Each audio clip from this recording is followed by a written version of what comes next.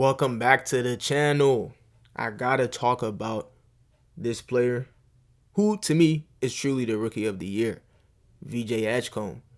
A lot of people, when this draft recently just happened, right, were only talking about Cooper Flag, Cooper Flag, Cooper Flag. So I'm thinking to myself, yeah, regardless of how many wins the Mavericks get and regardless of what his numbers look like, the NBA and the media just more than likely will give Cooper Flag the rookie of the year. But my favorite player from this draft class was VJ Edgecombe. I liked his game at Baylor. I like what I saw. I rock with his story. You know, him coming from the Bahamas, born and raised, talking about how he lived on a generator for 7 years. Yeah, you know, this is just incredible. You know what he's doing right now. Just so he truly was always a go-getter, and you can see it on the courts. Because what stood out to me isn't just how many points that he scored, you know, and how many buckets he's getting, his assist numbers and his stats or whatever. What stood out to me about VJ Edgecombe's game is that he has an extreme high motor and a competitive DNA. When it comes to, looking at basketball players and separating them from average players, good players, and great players, I look at the intangibles a lot. That's an underrated thing a lot of people don't look for. They really just look at stats. You know what I'm saying? This is why I always say it's good to watch the games live. I'm going to sound like a broken record. It's always good to watch the games live because sometimes per game stats just lie. You feel what I'm saying? But yeah, VJ Edgecombe, extremely high motor. It just translates. If you watch his games from when he went to Baylor, he's playing the same exact way. But he did, in a way, did struggle with creating his own shot and being consistent from shooting outside shots, perimeter shots, middies, and threes. But he ain't struggling this year right now in the NBA. Within these first 5 games, yes, he is not struggling. He's shooting the ball extremely well. Off the dribble, too. He's showing people he can create his own shot and shoot from the perimeter. He's athletic enough and has great enough speed to attack the basket and finish at the rim. Just a great all-around scoring versatility that he has. And he's rebounding the ball pretty well for his position at 6'4". He's averaging 5.5 boards, 5.5 assists, shooting an efficient 49% from the field. And we saw what he did in his very first game in the NBA. He dropped 34 points, which is the 3rd most points scored by a rookie in their regular season debut. Hey, this dude is off the charts. And I really believe him coming to the 76ers, playing like this already, being pro ready. Kyle Lowry even said it, dude. Kyle Lowry said it. He said VJ Edgecombe is not your average rookie. Look at that. Listen. No, I think VJ is not an average rookie. I think his background, his upbringing kind of made him who he is. He stays in the moment. He doesn't get up. He doesn't get down. He kind of just stays there. And he's an unbelievable kid. And Tyrese Maxey, and I said it all along. I said it in our media day. I knew he was going to have a monster year. I've had an opportunity to be around him for a full now 2.5 years. And he's really like little bro. Hey, what, Jared? Now Jared McCain is also. Hey, man. Kyle Lowry's a comedian, bro, low key. But yeah, dude, you see that. Even the vet Kyle Lowry, who was a great player in his time. There's some people who try to crap on him, but those are haters that don't really know the game. Dude was a great basketball player. He knew his role, and he played with toughness. Again, the intangibles. But yeah, just look at the guard play. The backcourt play that the Philadelphia 76ers have. They probably have the most elite guard depth. Point guard / shooting guards in the NBA. Tyrese Maxey.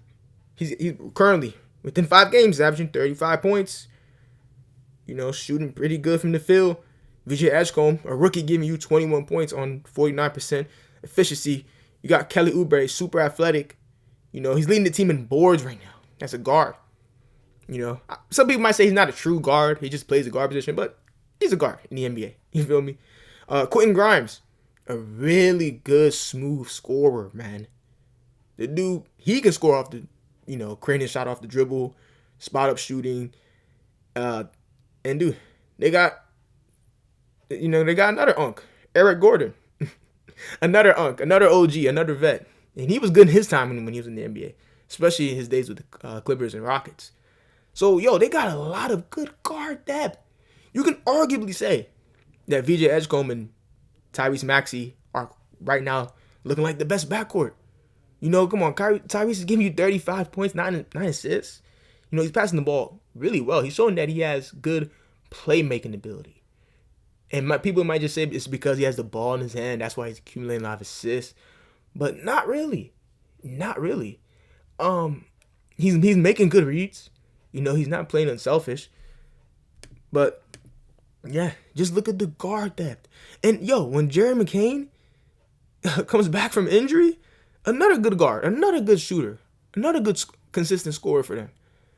You got good guard depth, and then I even bring up their best player when he's 100% healthy. Joel Embiid. They have a player who's arguably the top 5 best player in the NBA. Arguably top 3, arguably number 1. Embiid, when healthy. Super dominant scorer. And he only played 4 games. He didn't play all 5 games this season. But this is a good start. I like that, Embiid is playing. He played most of the games this year. And he started. But Embiid looked like he's chilling right now because he has so many good scorers on his team. He doesn't have to really put up that much points, right? So him averaging 17 is pretty good. That's pretty good. And the season just started, so it's really early to tell. And some people might say the numbers are inflated because, what was it, like 4 or 5 people dropped like 40 plus points on the opening night? It was like some crazy stuff. It was like they was putting up some video game like numbers, dude. But yeah, man, Embiid can take a back seat in terms of carrying the scoring load. Okay? Because when you have a lot of good players, that just makes the game easier.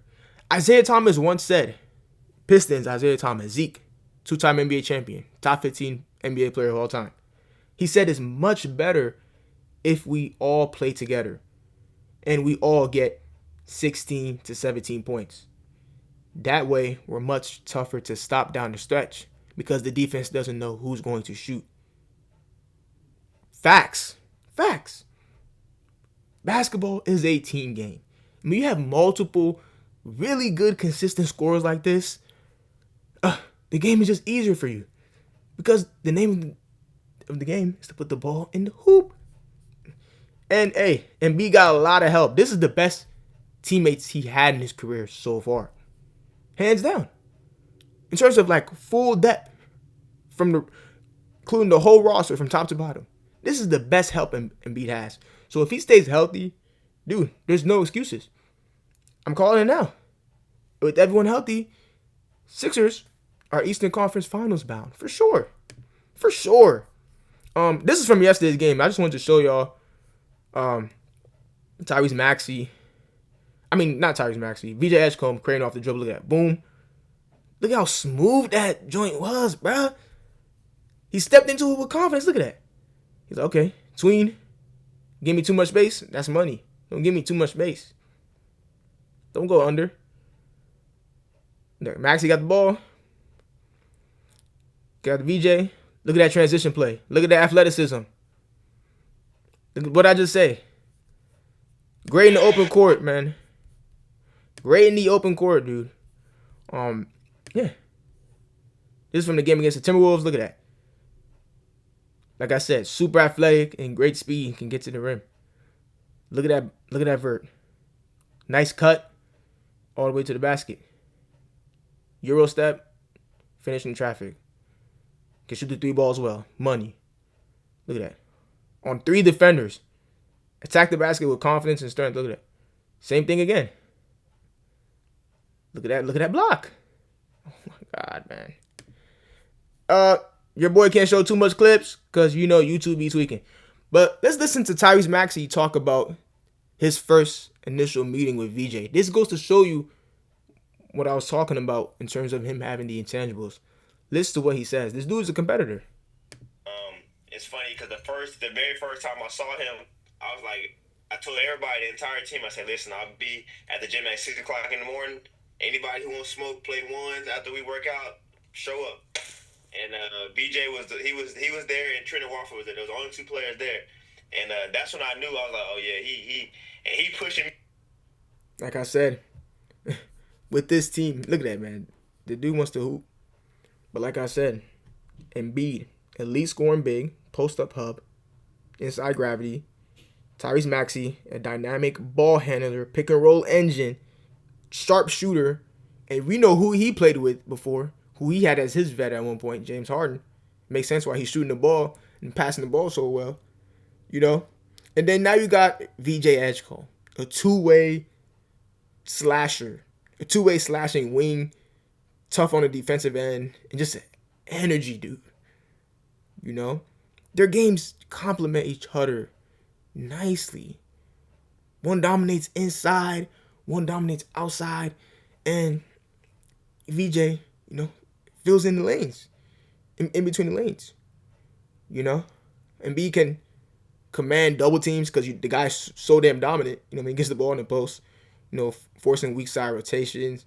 And VJ is a good slasher, of course. And y'all saw, a couple of clips when he was cutting to the basket. He's a really good cutter. And I always talk about cutting in basketball. Super underrated and super underappreciated skill. It gets some players a lot of extra points. Just being a good cutter and having good hands to catch the ball and finish near the basket. So, hey man, this is just gonna be an interesting experience, man. The Maxey and Edgecombe, speedy backcourt, dude. This is gonna be, it's gonna be a problem for the NBA. I'm telling you, man. And if he improves his 3-point shot a little more, if he becomes like a little more consistent in terms of shooting the three, I know he's shooting 43%, but I feel like it might go down a little bit. But if he just shows people that he's like a legit, true knockdown 3-point shooter for real, if he keeps up this consistency, basically, hey, this is gonna be a problem. And look at this. Some, polls and stuff are already saying that VJ Edgecombe is favored to win Rookie of the Year. So all that Cooper flag is gonna win it easily. He's gonna win Rookie of the Year easily. All that shit is dead now. All of that shit is dead now, man. And look, VJ said it himself.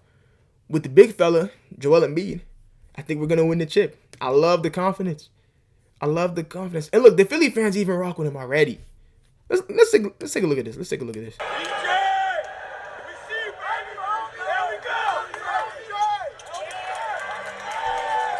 That's dope. And if y'all know Philadelphia Sixers fans, bruh, they do not play.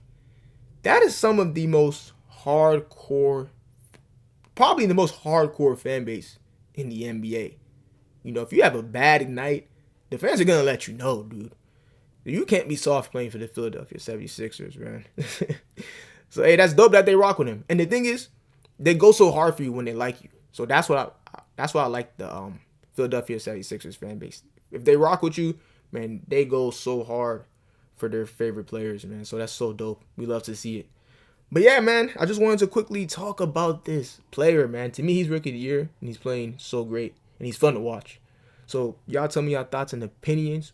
Do you agree with me? Do you think VJ Edgecombe is going to win Rookie of the Year? How you think the Sixers are going to do this season with everyone fully healthy? When they get all of their players back and Embiid is, feeling truly 100%. How you think they're going to do? All right? And, hey, like, comment, subscribe, and stay tuned in to these next coming videos in the following weeks. Till next time.